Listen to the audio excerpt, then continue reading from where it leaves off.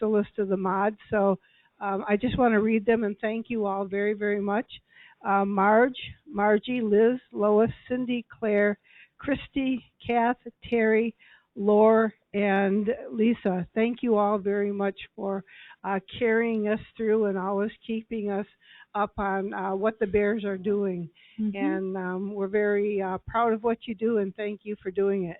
Yeah.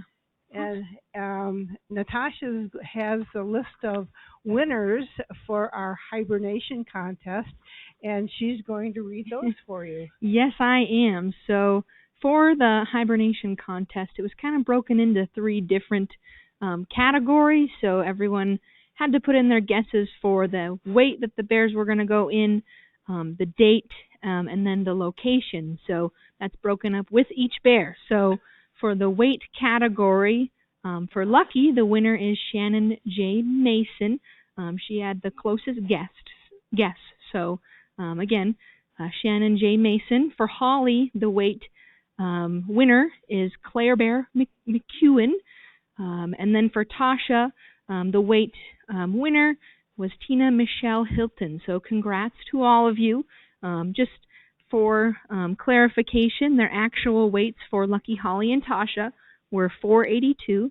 Holly was 320 and Tasha was 379.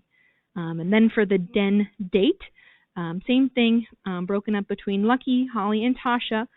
The winner for Lucky's hibernation date was David Stewart. Lucky went in November 3rd. And then for Holly, the winner was Reed Wolf. Also went in November 3rd. And then for Tasha, the closest guess and winner was Lynette McGeechee. I apologize if I'm pronouncing any of these wrong, but Tasha went in on November 6th. So then for the last one, the den location, our winners for Lucky, Holly, and Tasha were Tina Michelle Hilton. For Lucky, he went in den 1. And then a big surprise to everyone, he went in with Holly. So the winner for Holly's location was Rhonda Meyer, also Holly going into den 1. And then finally, Tasha's den location winner was Rhonda Meyer again, going into den number 3. So congrats, everyone. That's awesome that we can put on a fun little contest like that. So it was interesting when because Lucky did prepare den 2. Yeah. We had raked in leaves, and he had everything all comfy, and had everything situated to where I thought he was going to stay in there. And then, of course, beyond whatever we can control, he decided that he would try to move in with Holly. And this year she was accepting to that and moved in with him.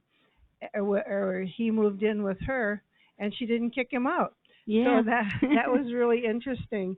I think the move for Lucky was he's a little bit insecure, and Holly is that security blanket. And I think he just feels more comfortable with her. And even though that the den 2 is pretty spacious, it is. he could actually probably stretch out and relax a little better than the two of them in that den together. But for whatever they're doing, it works for them, and we're good with it. So definitely. Do you think you can move a 500-pound bear anywhere you want? No, you can't. At least not while they're up and moving. So. Right. Yeah. So, Natasha, we touched base a little earlier about the intern projects for the summer. Tell us about 2 of them, at least, that they picked out to do. Yeah, so I guess there's a lot of them to pick from, but some of the bigger ones was the nesting platform that was put out in our main enclosure. That's good for things like birds of prey, so eagles, osprey, potentially owls, birds like that. And then another one that you would be able to see at least on our website under our live cameras would be the bat box. So that is not in the bear enclosure, but it's pretty much next to where their area is, and we have a live camera facing that direction. It's just 2 bat boxes actually on a post. So those were a couple of them, but there was a lot of different options that the interns could choose from, and again, all of them were really different. So in the process of the interns, I know some of them just come up with projects on their own, but is there something that you kind of help them out with in order to kind of persuade them one way or another to choose a project? Yeah, so that's kind of how I worked it this past year, is I had a set up list of topics or things that they could choose from. Some of them, again, were not chosen and some were. Do we have an updated number? Oh, it's upside down. It's upside down. I'll change it quick. Here. $300 donation. Wow. All right. Thank you. Thank you to all. 685. We're climbing. Thank you so much. Awesome. Move this up a little. So while Natasha's doing that, she does. I don't have a whole lot to do about it, but the interns are encouraged to choose a project that would somehow help the bears with manipulating and being creative in getting food, because it's challenging sometimes if you just, you see us throw food out to them and they're very good about picking things out. But when they have to work at it, it's problem solving, and it helps their mental awareness of not only the other bears around them, because they're looking at watching to see if another bear is going to come and take their place, but they're also watching to see if they can get that food out themselves. So we'll let Natasha talk about that a little more. Yeah, so... We did. Can you tell them to contact Missy for their prize? Oh, yes. Yeah. Just let me interrupt again for a minute here.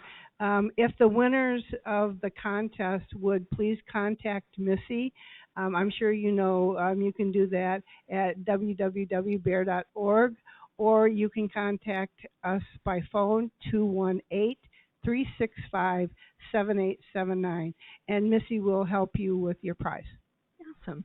So yeah, going back to the internship program, I guess the projects as a whole are not only valuable to the interns, but it's also valuable to the Bear Center, because like Sharon said, depending on what they do, it could be increasing the valuableness of the just overall look of the center. Like we had someone come up with the idea of putting in viewing binoculars, or the things that enrich the bears and help keep them healthy.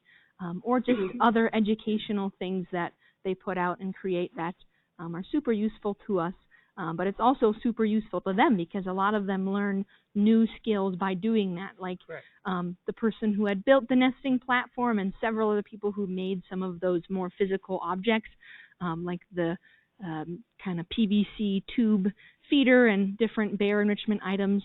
A lot of those people had never worked with wood before or used a power saw, or any kinds of power tools at all. So we got to kind of guide them and show them how that works, so they do get those hands-on skills as well, which is really awesome. And it also, in respect to the bears, not everybody's going to go and work with a bear. Right. We have birds of prey, we have we have the bats. We have other small, someone built a fisher nesting box. Yep. So it's working also with smaller critters, and learning about the ability to be able to create something that they would do, the animal would do naturally, but we will probably end up putting a camera back there too if we happen to get a visitor. Yeah, that would be awesome. So, yeah. So the intern program, again, and I'm being repetitive because this is actually Natasha's first year of taking on the program, and a finer program. I mean, we've had absolutely wonderful turnouts every year since the very beginning. We started with 1, then we had 2, then 4, then 6, and this year we went up to 8 or 10 for the summer, right? 8. Yeah. 8, yeah. 8 for the summer, then 3. This was the first year we ever had 3 interns for the fall. Yep. And they were just wonderful. Just did a great job. Yeah, and to put all of them together in an environment that they work together and they all live together, Yes. it's very rare that they all get along, and that nothing, not necessarily goes wrong, but there's no squabbling or things that aren't sitting right with one another. We didn't have any of that the whole year. This was really a good intern Yeah. intern year for turning into an intern year. Yeah, always. It was a great year. Yeah, very mature, very hardworking folks that we like to bring in. So. And when you think about it, our interns start at 8 o'clock in the morning usually, and they're still here at 6 o'clock or 5:30 whenever we get a chance to close here.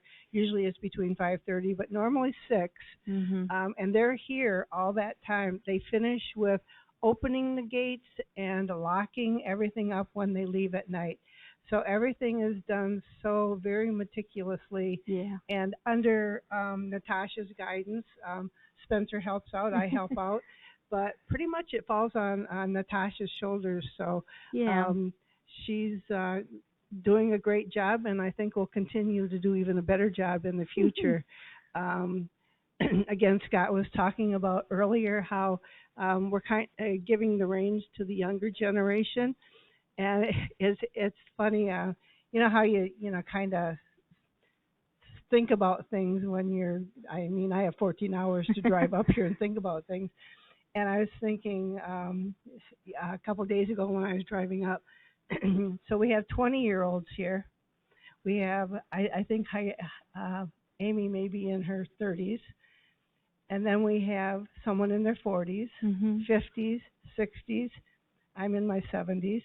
And Lynn's in his 80s. We almost encompass a whole century here of ages. That's crazy to think about.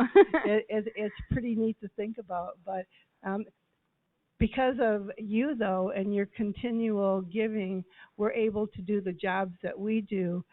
We have a fine staff and working interns that help us out a great deal. But without the support of what you as our givers donate to us, that's what's important, and that's how we can carry out the programs and the enrichment materials that we use, and we're able to purchase also the foods and the care of the bears.